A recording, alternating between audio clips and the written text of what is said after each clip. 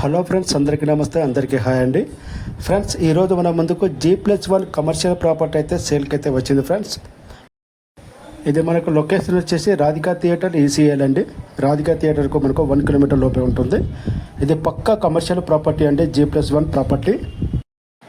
Facing వచ్చేసి మనకు west ఫేసింగ్లో ఉంటుందండి. ఇంటి ముందు మనకు కమర్షియల్ రోడ్ వచ్చేసి 60 ఫీట్లో ఉంటుందండి.